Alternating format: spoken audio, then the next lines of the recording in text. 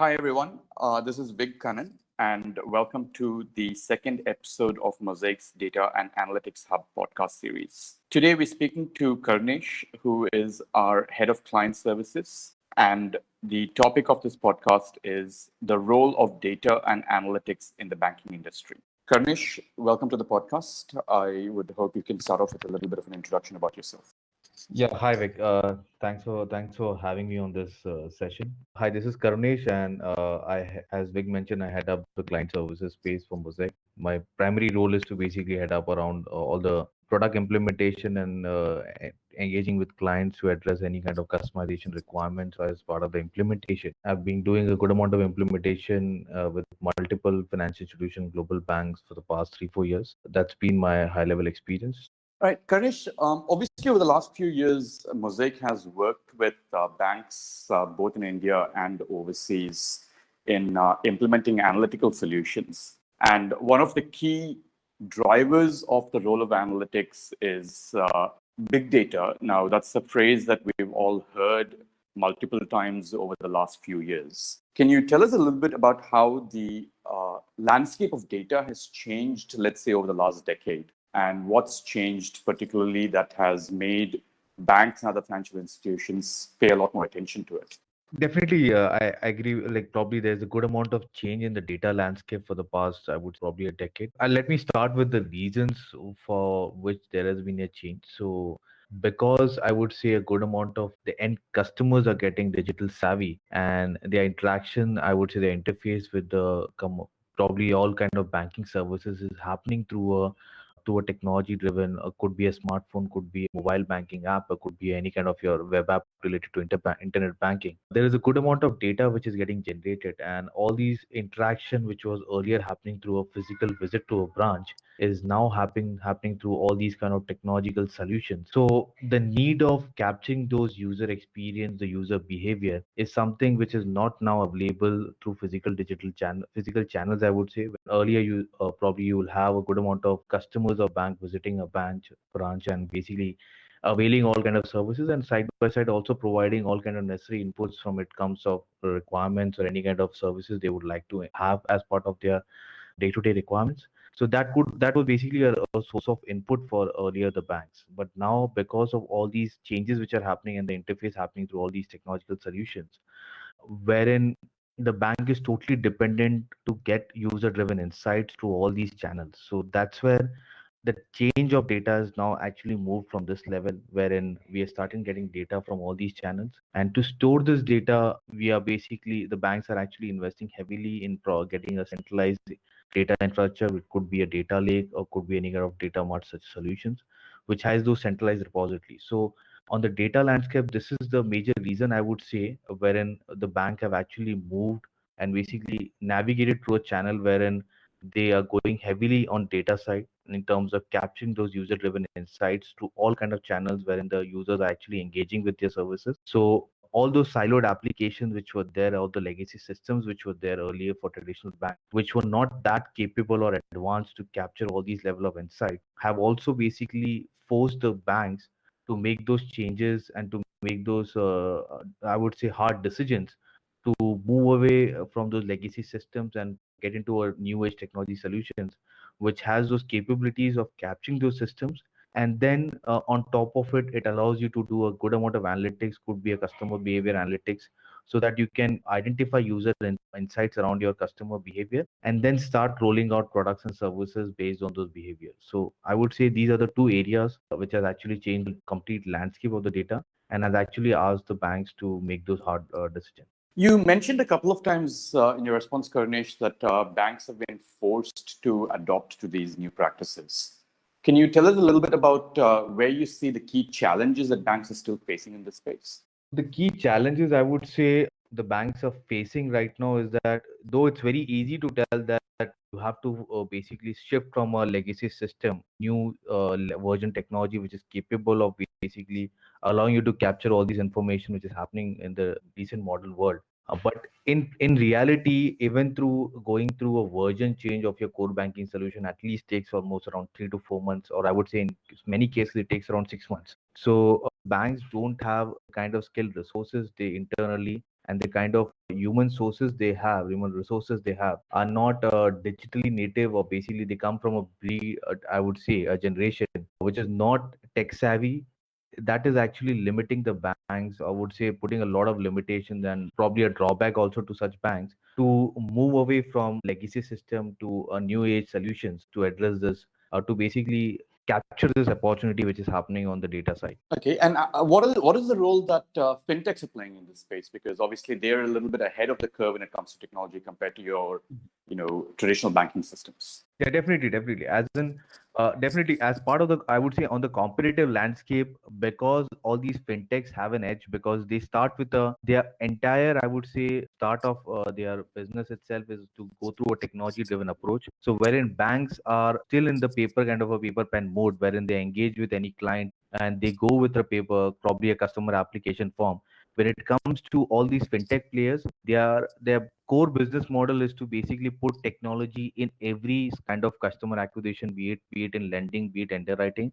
Their approach is to put the technology solution on, at all such verticals. And because they have an edge to give a platform driven, user driven, platform driven engagement to all these customers, that's where the edge which a fintech player has when it comes to acquiring customer. And because of this platform driven model which fintech players have, they end up getting a good amount of cost saving when it comes to acquiring a customer and also on the delivery of those services. So this is where the competition actually is driven more towards the fintech players, wherein they have edge in cost saving by using the technology aspect. And because most of the banks, I would say, there are few players around the banks which have those capabilities to parallelly match up to those fintech players, because they have made those, I would say, leaps around the digital front to capture this particular opportunity. But there are good amount of players in the banking, the traditional banks, which cannot compete with fintech, and that's the reason they are collaborating with fintech players to embed their offering as part of their platforms.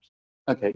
Now, just to extend upon that question, Karnish, obviously with the role of fintechs and, as you mentioned, the collaborative approach that banks are taking today, there is a drive towards a cloud-first approach to, system implementations and banking. Can you tell us a little bit about how this works out, both in terms of opportunities as well as risks to data security? When it comes to the cloud first approach, definitely this is a huge, I would say, a game changer for every bank to move from those physical data center model where they actually own the data center and they were used to basically operate it, and there was a good amount of capex which was involved. There was a good amount of capex which was involved in running those data centers and managing it, and side by side also addressing all the kind of regulatory requirements when it comes to data privacy or any kind of cybersecurity requirements. And this was something which is not core to the banking, I would say, business model. And because of this cloud initiatives which is coming up and which gives you a good amount of speed when it comes to developing new application, and it reduces go to market time period, the time to market itself is actually reduced significantly because of this cloud application. Many banks have now started to capture this opportunity by moving good amount of applications which are not that sensitive when it comes to the business offering. They are purely used internal purposes. They have started migrating those applications on cloud. It could be this cloud when it comes to the cloud model, because there is a public and private, there's a hybrid model of cloud, wherein banks are usually adopting going for a private cloud model, which gives you a good amount of security and good amount of control when it comes to managing those applications. And you would definitely see a number of news coming out in the market wherein many large players, the banks, are actually tying up with the marquee players in the cloud side, be it Microsoft, be it Amazon Web Services, be it Google, also be it VMware. So there's a good amount of partnerships which are happening wherein each of them are leveraging their competitive position. One is coming with the cloud capabilities, and another is actually leveraging by cutting their OPEX costs and their running costs, and basically cutting down on their expenses which are not core to their businesses, and leveraging this cloud model to drive a good amount of efficiencies when it comes to doing a good amount of DevOps kind of activities, as well as the security which is related to cyber security operations which can be done. So that's where the cloud is there when it comes to grabbing on the opportunity. The risk side of this getting on this cloud, I would say, a bandwagon kind of thing for banks is because the cyber security aspect. So I would say there are two areas. One is to do with how strictly you audit those kind of requirements and how you strictly you assess any kind of application which is now moving into a cloud infrastructure, and having all those kind of security, I would say, protocols and controls built in for all those applications when it comes to data movement, be it in transit, be it in rest, is something the banks now are struggling with, wherein they don't have the internal resources and the expertise and the capabilities, and that's where they're basically getting assistance from external consultants to assist them to bring in all the security controls and protocols built in on a day-to-day basis for running these applications on the cloud infrastructure. And that's where that's an internal, I would say, challenge which the bank is facing. But externally, also from a regulatory aspect, there are a good amount of norms like data localization norms, wherein the banks are being forced to basically store that data in a origin country where the transaction has actually happened. In addition to that, you have data protection laws, you have your GDPR kind of laws which actually has a good amount of say in terms of gives you that kind of directives in terms of how should you approach when it comes to moving this application either across your on-prem infrastructure, it could be locally in other countries. How do you actually supposed to go with moving this application on cloud, and what are the ticker checks you need to assess before making this decision? That's basically, I would say, important areas of opportunity and how the banks are actually moving and on how the struggles they are facing internally at their internal organization level and the kind of regulatory guidelines they need to conform to when it comes to moving this application or moving any business internal application to the cloud infrastructure.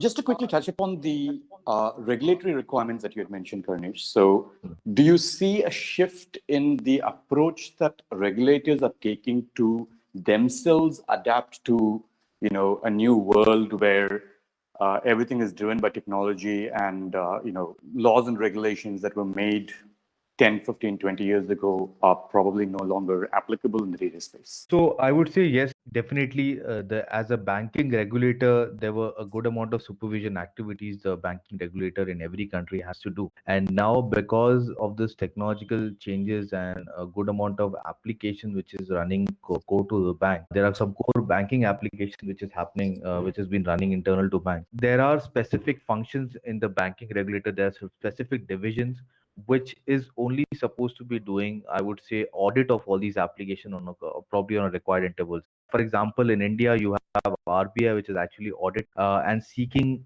like relevant information from each and every bank for all their business applications so that they can assess the criticality, any kind of loopholes or gaps which are there in the internal business application, and then make those necessary recommendations from a cybersecurity perspective. So that's a new vertical, I would say. That's a new function. Now the banking regulator has to actually do it on probably required intervals to ensure that whatever technological solutions banks are actually using, they are robust enough and they have been implemented in a manner that it can face those challenges which is happening in the real world in terms of all those kind of cyber attacks and data leakages which are happening, wherein we keep hearing all these news around many major tech players also going through this problem of data leakages which are happening. So to ensure and to basically reduce on those kind of areas, the banking regulator is coming very hard on all these areas. Wherein if you see the recent news of HDFC Bank, now because of there was a good amount of outage on their mobile banking, they have been actually penalized by not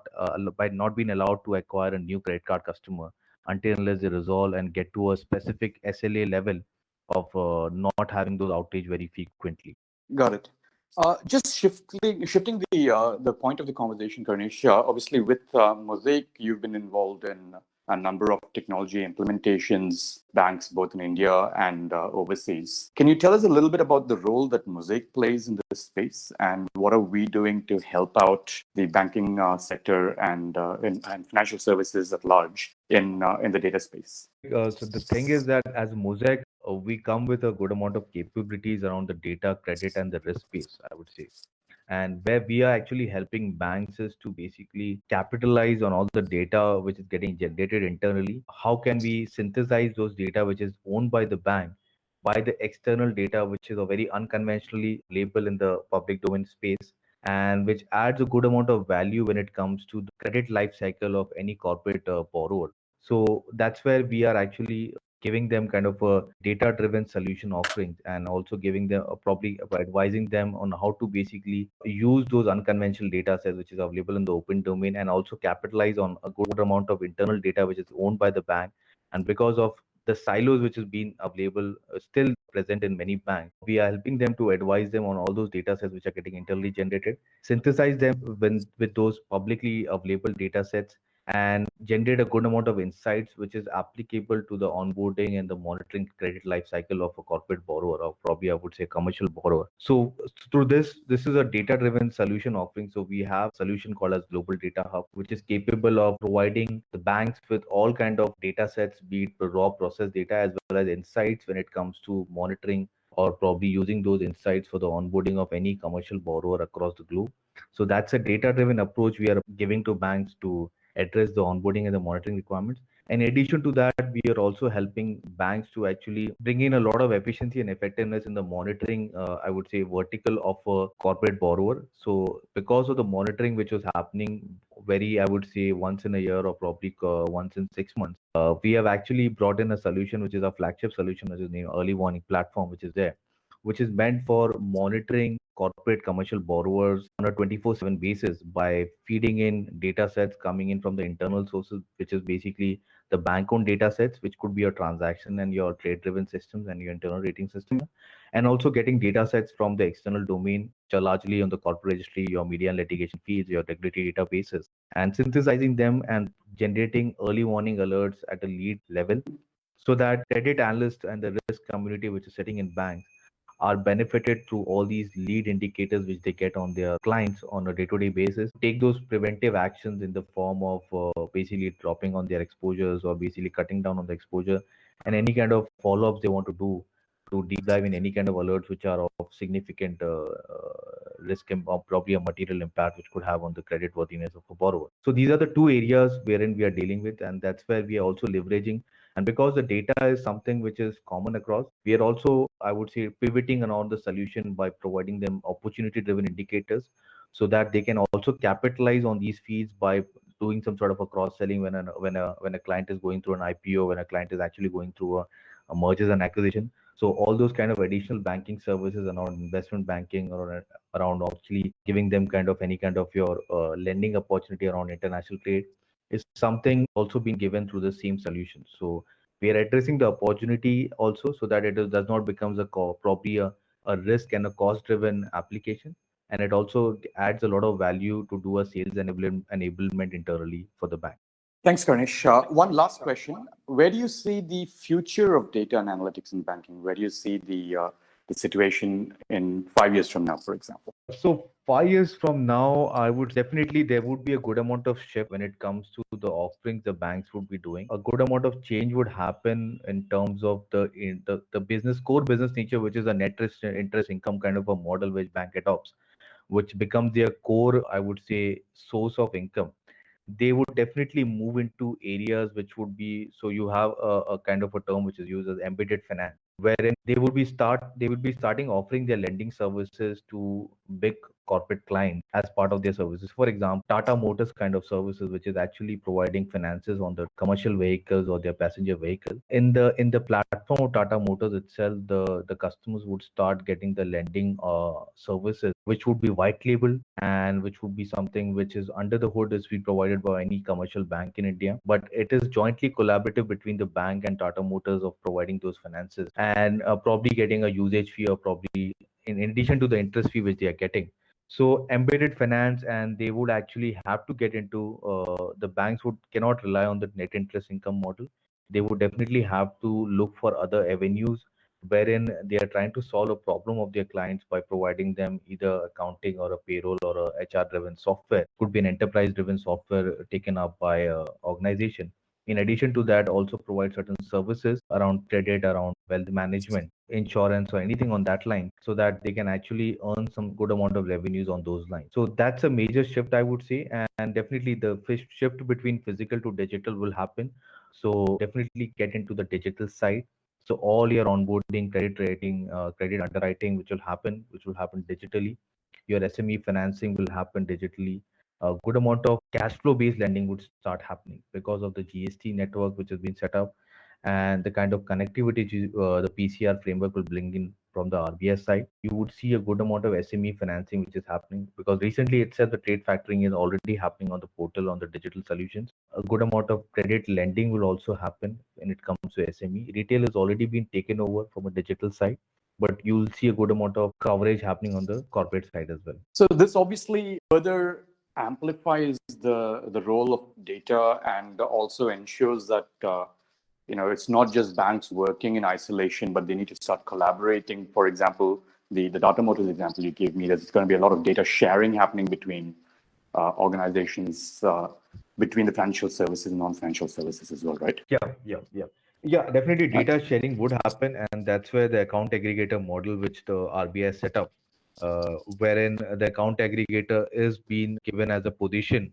to act as a sole intermediary for data sharing, all this thing, data sharing kind of a intermediary when it comes to sharing of data from the borrower to the financial institution. All right, Karnish, thank you so much for your time. And thanks everyone for listening to the podcast. If you do want to have more information about Mosaic Analytics and the work we do, please do visit our website, www.mosaicanalytics.com.